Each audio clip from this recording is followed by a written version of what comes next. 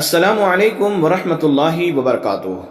دوستو، ہندوؤں کے دیوالی تہوار میں ایک رات آتی ہے جس کو کالی چودس کہا جاتا ہے، یعنی اماوس کی رات۔ ہندوؤں کا ماننا ہے کہ اس رات میں بلائیں نازل ہوتی ہے، اس لیے رات کو دیے جلا کر پوجا کی جاتی ہے۔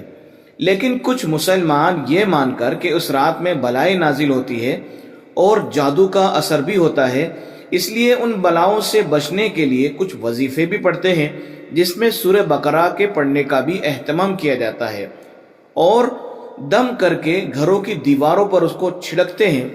تو ان ساری چیزوں کا ثبوت کسی حدیث سے یا قرآن کی کسی آیت سے ہے، یا ہمارے بزرگوں کے کسی خاص عمل سے یہ ساری چیزیں ثابت ہوتی ہے؟ آئیے دوستو اس کا جواب سنتے ہیں۔ اسلام میں کوئی رات یا دن بھاری یا منحوس نہیں ہوتا، لہٰذا یہ عقیدہ غلط اور ہندو قوم کا عقیدہ اور وہم ہے۔ شریعت میں ایسا عقیدہ رکھنے کی اجازت نہیں ہے۔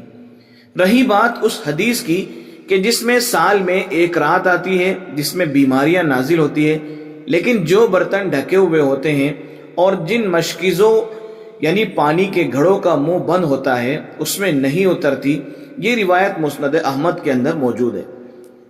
اس رات سے مراد کون سی رات ہے وہ طے نہیں ہے، لہٰذا اپنی طرف سے کالی چودس کو طے کر دینا صحیح نہیں ہے۔ لہٰذا بلا نازل ہونے کا امکان ہر رات میں ہے، اس لیے رات میں برتن کو ڈھکنے کا حکم ہے۔ اس حدیث میں وبا سے بچنے کا علاج برتن ڈھکنا بتایا گیا ہے، لہٰذا اس کے علاج کے طور پر اپنی طرف سے وظیفے بتانا یہ درست نہیں ہے، اور کوئی بھی وظیفہ نہ قرآن حدیث نہ اپنے بزرگوں سے ثابت ہے۔ اس لیے اس رات کے تعلق سے سارے جو عقائد ہیں وہ ہندوانہ قوم کے ہیں۔ آپ مسلمان اگر ہیں تو آپ ان عقیدوں کے اندر نہ پڑے۔ جو چیز عقل کے خلاف حدیث سے ثابت ہو اس پر اپنی عقل لگا کر دوسری چیز کو ثابت نہیں کر سکتے، لہٰذا اس رات میں کوئی خاص وظیفہ یا سورت پڑھنا بھی صحیح نہیں ہے۔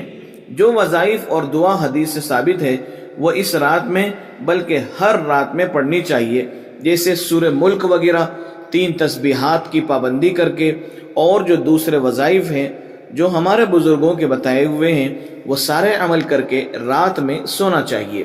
اور اس رات کا بلکہ ہر رات کا جو ایک خاص عمل احادیث میں بتایا گیا ہے وہ یہ ہے کہ ہمارے کھانے پینے اور پانی کے برتنوں کو ڈھک کر رکھ دینا چاہیے، تاکہ رات میں نازل ہونے والی بلائیں اور بیماریاں برتن کے ڈھکنے کی وجہ سے ان کے اندر سرایت نہیں کرتی۔ اللہ تبارک و تعالی ہم سب کے عقائد کو درست فرمائے اور ہمیں ایسی مہلک بیماریوں اور جادو ٹونوں سے اللہ ہم سب کی حفاظت فرمائے، آمین۔